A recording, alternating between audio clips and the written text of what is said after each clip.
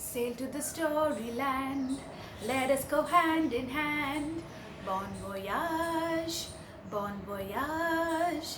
Stories of journeys far and near, adventures and travels for you, my dear. Bon voyage, bon voyage. Sita climbed on swiftly to the branch of the peepal tree, and she clung on tightly.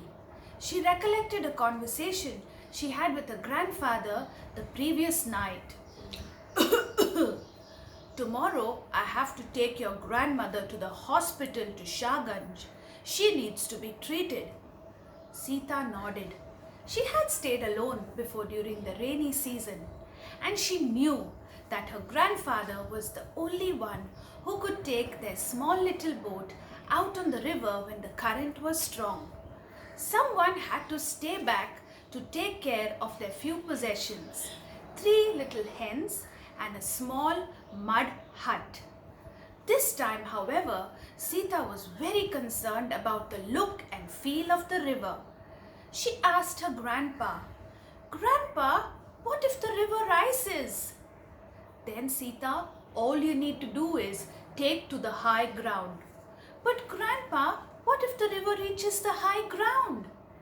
"Then, Sita, all you need to do is take our 3 little hens and move into the small mud hut." "But Grandpa, what if the river reaches the mud hut?" "Then, Sita, all you need to do is climb onto the peepal tree. It's a strong tree. It will not fall, and the water will not rise above the tree." So there she was, clinging on tightly to the branch of the peepal tree, thinking she was safe. The tree was safe, but for how long could the tree remain safe?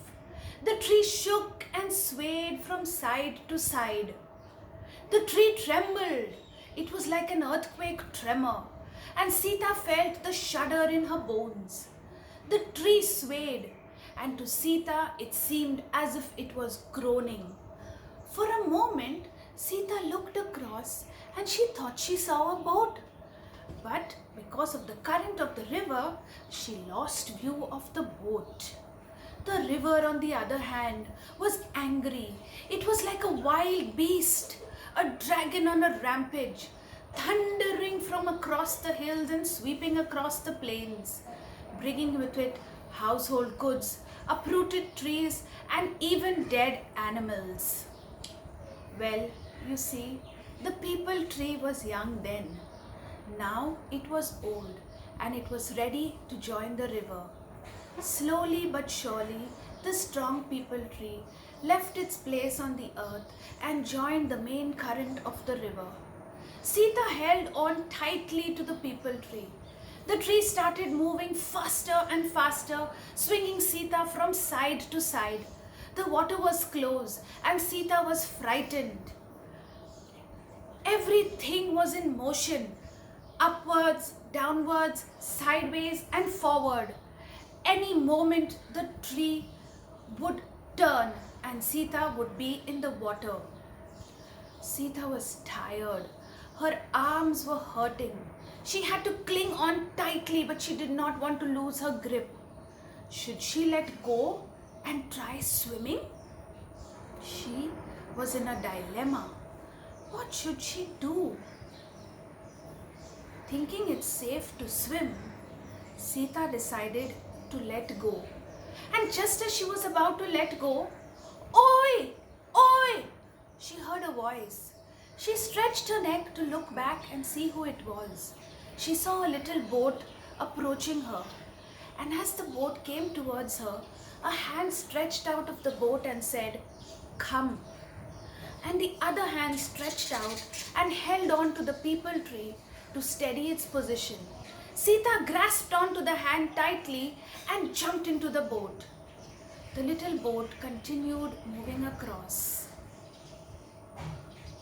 As they sat in the boat, the little boy said, "I've seen you before. You stay on the island, right? Where are the rest?" "My grandma was unwell, so my grandpa has taken her to Shahganj to the hospital." "What is your name? Where are you from?" from? I am from the foothills. I was rowing my boat across the river when the current swept me across your island. And here I am. We cannot fight the river. We must go where the river takes us. My name is Krishnan. And saying so, he offered Sita a mango. Taking the mango from him, Sita said, "Thank you, I'm Sita." Sita sucked on to that luscious, juicy mango. And as she ate that mango, she looked across the river and she thought to herself, sometimes the river is angry. Sometimes the river is kind. However, we are all a part of the river and we cannot live without it.